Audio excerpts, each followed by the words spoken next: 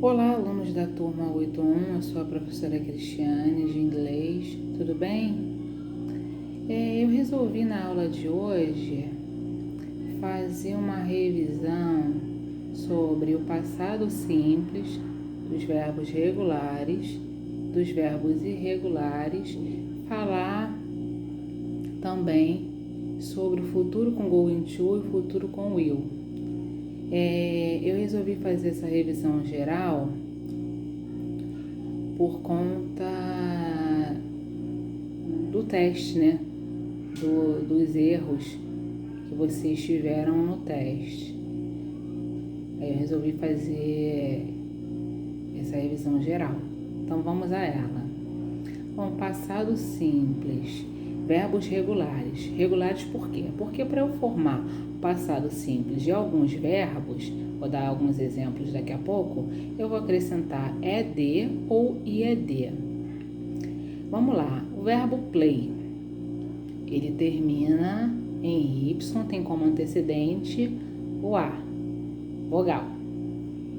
Para eu formar o passado simples deste verbo regular, eu vou acrescentar ed.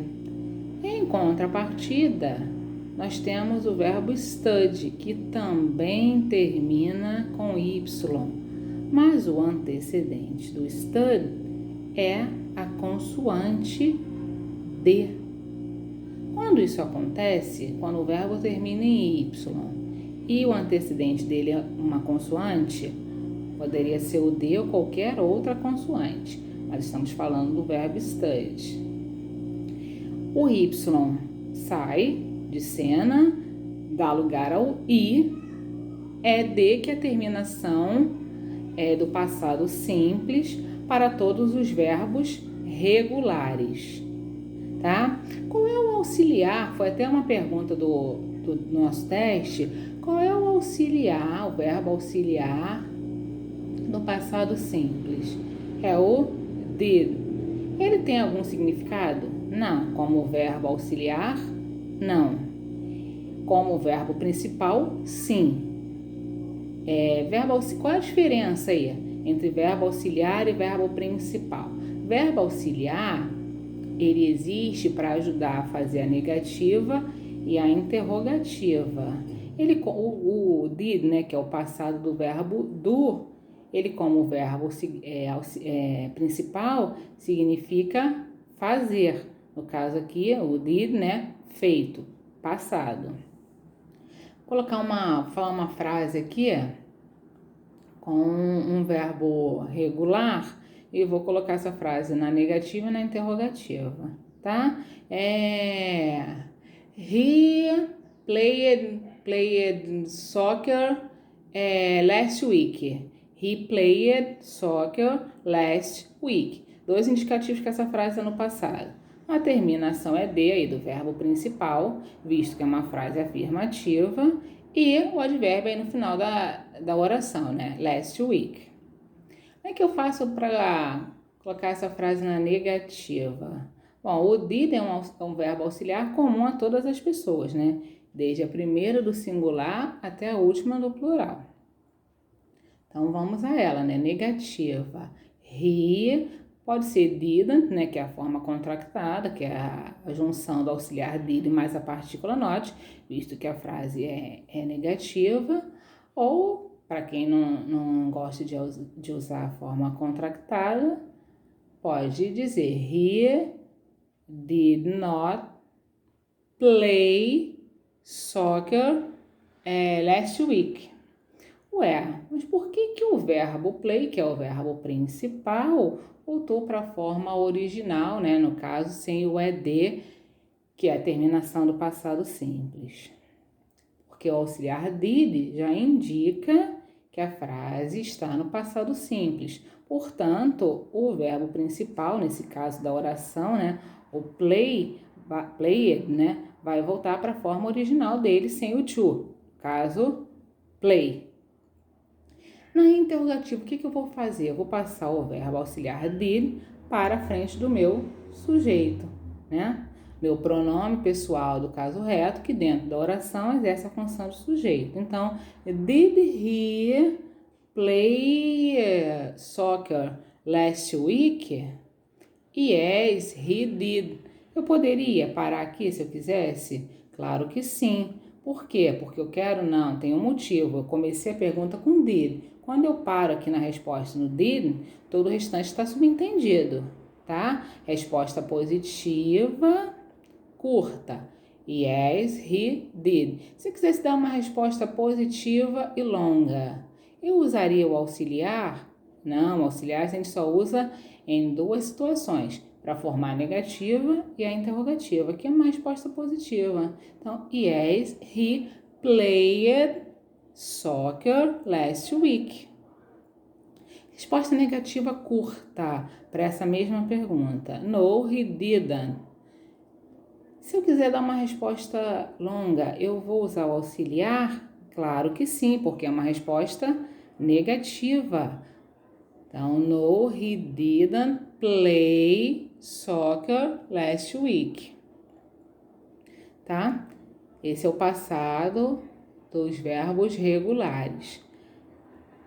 Já para os verbos irregulares, vocês vão precisar memorizar, né, a listinha que tem no livro de vocês dos verbos irregulares, porque eles vão mudar completamente. Vou pegar aqui um verbo irregular, go, verbo ir.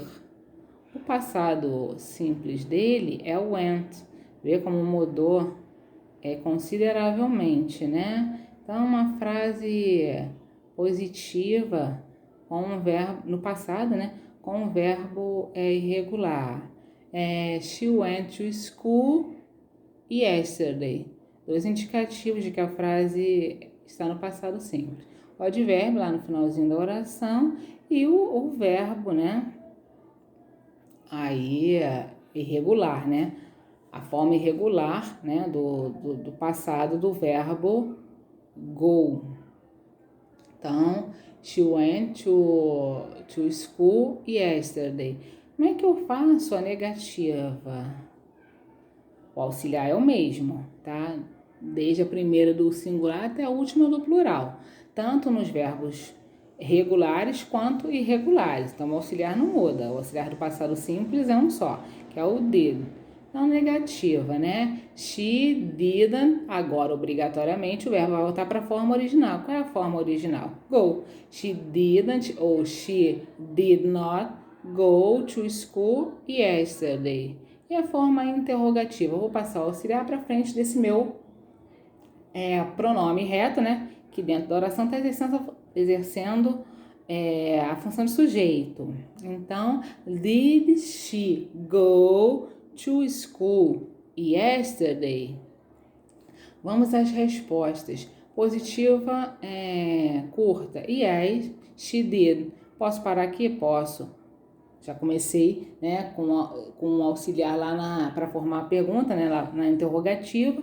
Quando eu fecho aqui na resposta positiva curta com ele, todo o restante da frase está subentendido. Se fosse uma resposta longa positiva, yes, she, como é que ficaria? Resposta positiva, longa. Quem vai sofrer alteração vai ser o meu verbo principal. Eu não uso auxiliar para fazer a forma afirmativa. Quem sofre alteração é o verbo principal. Então, yes, she went to school yesterday. Forma curta, negativa. No, she didn't. Como é que vai ficar a forma negativa longa? Eu vou precisar usar auxiliar? Vai. O verbo principal vai voltar para a forma original sem o to? Sim, ó, no, she didn't go to school yesterday. Tá?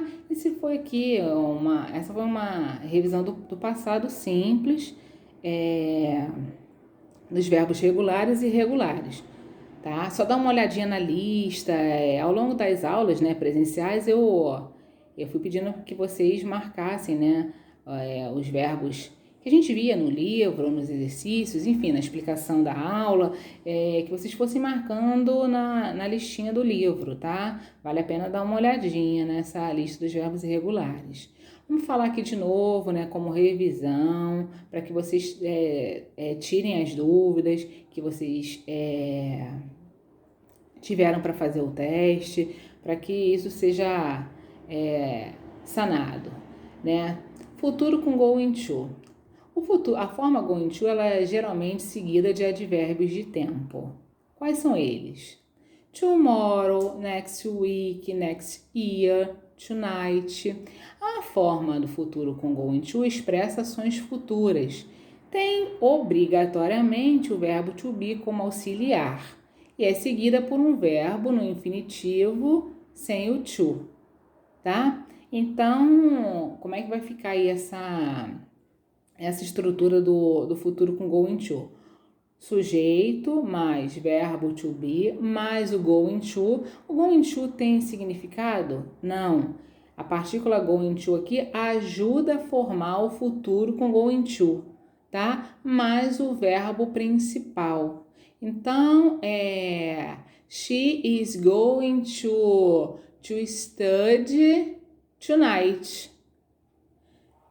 Tá? Como é que eu vou fazer a negativa e interrogativa? Eu tenho o verbo to be, eu tenho a partícula going to que ajuda a fazer o futuro e tenho o verbo principal. Quem é que vai sofrer alteração? É sempre o verbo to be que vai sofrer alteração para eu formar a negativa e interrogativa do futuro com going to, tá? Nós vimos também, ao longo das aulas, o futuro com will. Inclusive, tinha até uma questão de tradução no nosso teste, né? O futuro com will, ele expressa ações completas no futuro. Como é que eu vou formar? O will, sujeito, mais o will, né? A partícula do futuro simples, mais o verbo principal. John will travel next year. Tá? Como é que eu vou formar a negativa e a interrogativa? Eu tenho o will e tenho o verbo principal. É sempre o will, né? Qual é a forma negativa do will, professora? O will not ou a forma contractada, né? Vocês sabem que é bem usada para quem faz curso de inglês, né? Geralmente usa a forma contractada. Eu posso usar o will not? Pode, claro que sim, são iguais, tem o mesmo significado, tá? Want. Want é a forma negativa do will, tá? O que é o want? É o will mais a partícula not, que vocês vão usar para fazer a forma negativa. Tá? Então, o futuro com going to expressa ações futuras. Tem o verbo to be como auxiliar. O futuro com will expressa ações completas no futuro. Tem como auxiliar o will, tá? Quer dizer, um tem o to be como auxiliar, que é o futuro com going to. E o outro, que é o futuro simples, é o futuro simples do modo indicativo da língua portuguesa, né? Teve até uma questão, eu vou tentar me lembrar aqui. Vamos ver, eu acho que era mais ou menos assim, alguém, né, sei lá, a menina, o menino, o rapaz vai entregar o recado. Esse vai entregar, a gente tinha que usar o futuro com going to, que expressa ações futuras, vai entregar o recado. Muita gente, eu não sei se viram no Google Tradutor ou se viram no dicionário, enfim, alunos fizeram essa questão, né? Que eu acho que eu perguntei como é que eu posso dizer essa frase em inglês com o futuro simples, com o will, tá? Então vai entregar, expressa uma ação futura. Essa frase aí do teste, eu deveria usar o futuro com going to. Junto com essa aula, essa revisão, né? Eu achei melhor fazer essa revisão de passado simples com os verbos regulares, falar um pouco mais sobre o futuro com going to, o futuro com will. Eu vou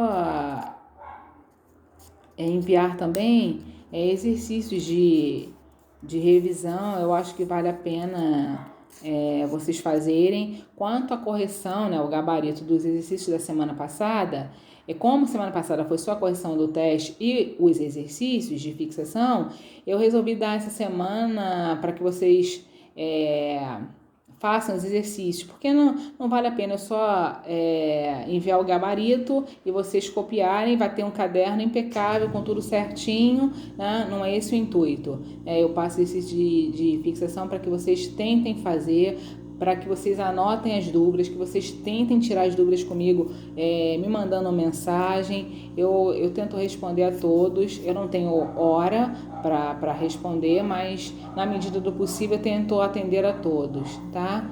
Bom, é isso.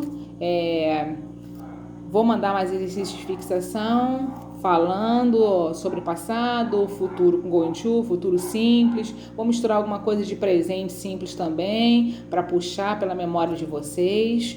Mas presente simples é matéria do 7º ano. Eu sei, mas uma coisa liga a outra. No final tá tudo interligado. Se você não sabe bem o presente simples, vai ficar com dúvida também no passado, no futuro, tá? Tenham uma boa semana, cuidem-se, fiquem com Deus e até a próxima.